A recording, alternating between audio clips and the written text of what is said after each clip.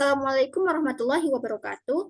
Perkenalkan, nama saya Amelia Kausar dari jurusan Agroteknologi Universitas Syah Kuala dari angkatan 2021.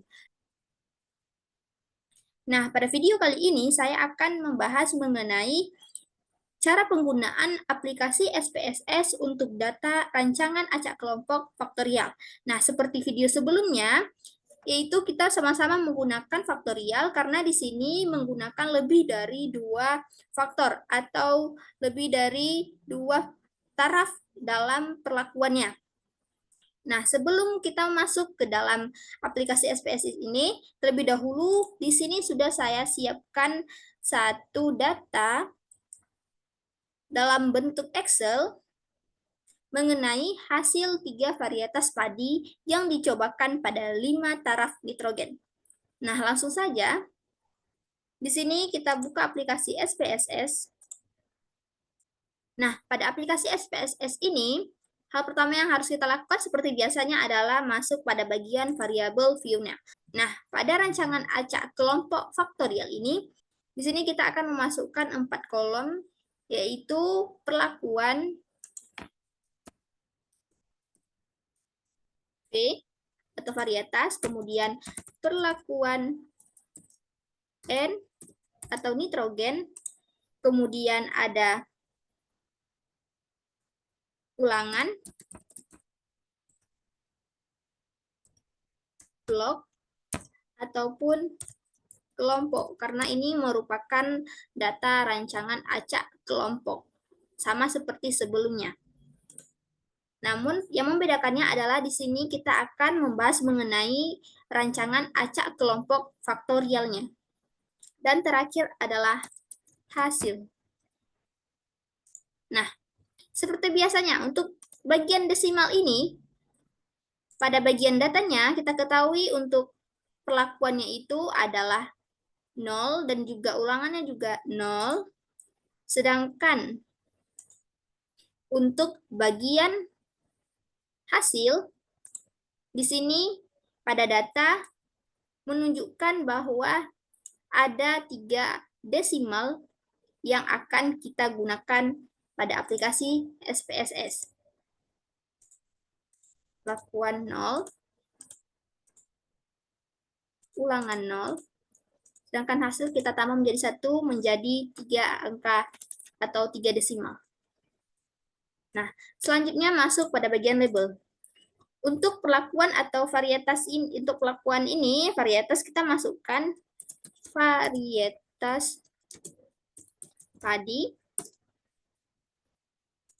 Kemudian untuk perlakuan N adalah taraf nitrogen dalam kilogram per hektar. Dan untuk hasilnya adalah hasil gabah ton per hektar. Nah, kemudian langkah selanjutnya adalah memasukkan values-nya. Nah, untuk perlakuan V di sini pada data, untuk V-nya itu ada 3, yaitu V1, V2, dan juga V3. 1, V1,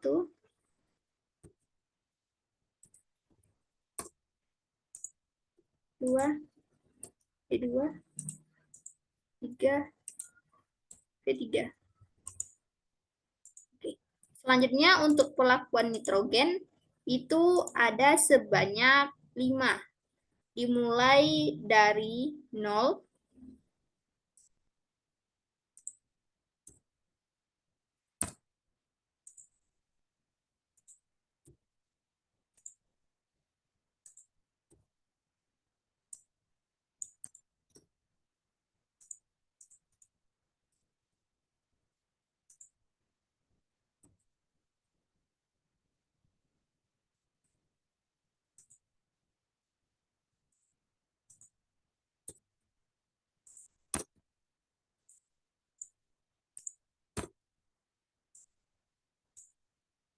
dan 4,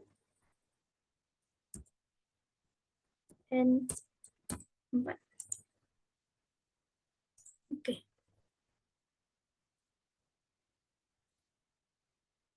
Untuk selanjutnya itu ulangan, ada sebanyak 4 ulangan. Seperti biasanya kita masukkan ulangan 1, 2, ulangan 2, 3, ulangan 3, 4, ulangan 4. Lalu, oke. Nah, kemudian setelah data tersebut telah kita isi semua, bagian selanjutnya kita masuk ke data view untuk memasukkan data yang telah kita siapkan ke bagian data view ini. Nah, untuk perlakuan V, di sini terdapat sebanyak 3 perlakuan untuk V atau varietasnya, yaitu V1, V2, dan juga V3. Sini kita masukkan. Betul.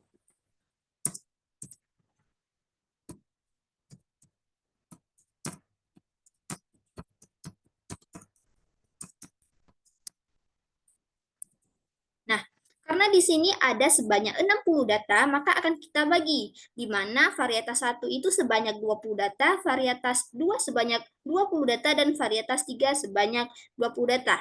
Nah, untuk mempermudahnya, teman-teman dapat mengcopy 10 data ini, kemudian mempastekannya.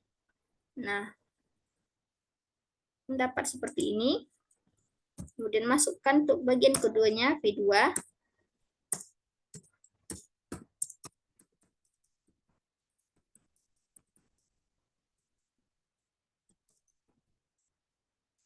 Kemudian kembali paste. Selanjutnya masuk ke bagian V3.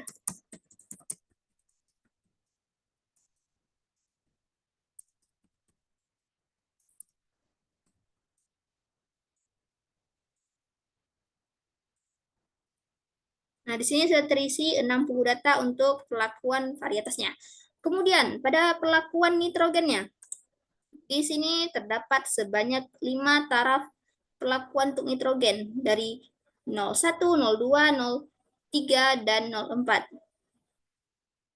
Dimulai dari N0, N1, N2, N3, dan juga N4.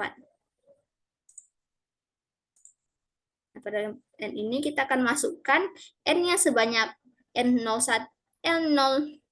Nah, pada bagian ini kita akan memasukkan N0-nya sebanyak 4 data, N1-nya 4 data, N2 4 data, dan N3-nya 4 data. Kemudian akan kita lakukan secara berulang sampai 60 data.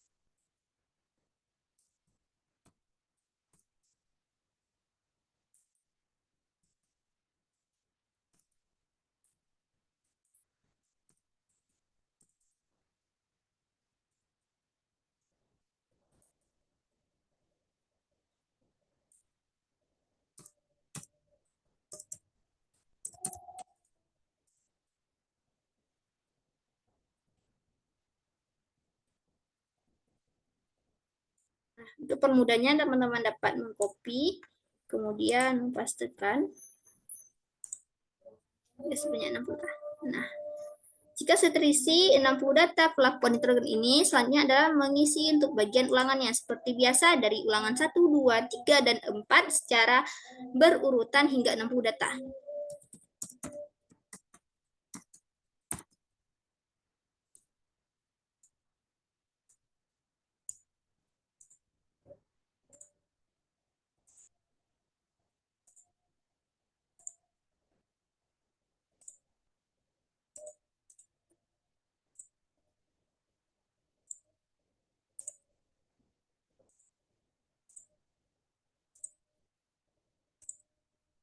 Nah, langkah selanjutnya untuk hasil.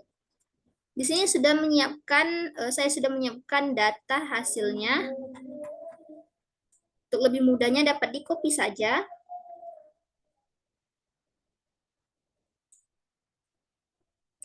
lalu mempastekannya pada bagian hasil. Nah, langkah terakhir yang harus kita lakukan untuk mendapatkan input, seperti biasanya harus melakukan analisis atau analyze. Pertama, tekan analyze, kemudian pilih bagian general linear model dan univariate. Nah, pada dependent variable kita akan memasukkan hasil gabanya, klik dan tekan tombol tanda panah, kemudian masukkan varietas padi, untuk fix faktorialnya itu sebanyak 3, varietas padi, taraf nitrogen, dan juga ulang atau bloknya. Kemudian masuk pada bagian model. Nah, pada bagian ini, jangan lupa untuk mengklik bagian custom. Pada bagian model atau variat ini, kita akan memasukkan ketiganya ke model dengan cara tipenya itu kita harus ubah dulu ke main effect, masukkan variabel dan ulangan untuk blok. Selanjutnya kita akan masukkan bagian perlakuan F dan juga perlakuan N, varietas dan juga nitrogennya, untuk melihat interaksi dari dua perlakuan tersebut. Harus kita lakukan, tipenya itu harus kita ubah kembali menjadi interaction. Lalu klik, shift, lalu masukkan. Nah, kemudian akan menjadi seperti ini. Lalu continue. Kemudian masuk ke bagian post hoc. Nah, pada bagian ini masukkan ketiga data tersebut ke bagian post hoc test. Seperti biasa, klik dan tekan tanda panah. Jangan lupa klik LSD, 2K, dan juga Dunchan. Lalu continue. Dan terakhir adalah option. Pada bagian option ini, hanya memasukkan bagian overall-nya saja. Tidak lupa mengklik descriptive statistik dan juga homogeneity test. Lalu continue. Setelah semua tahap kita lakukan, yang terakhir adalah melihat bagaimana output dari data yang kita masukkan ini. Dengan cara menekan OK.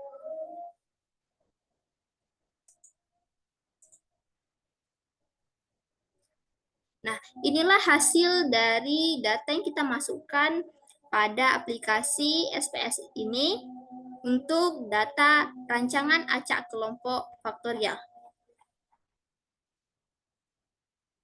Demikian video saya kali ini. Lebih dan kurang saya mohon maaf. Saya akhiri. Wassalamualaikum warahmatullahi wabarakatuh.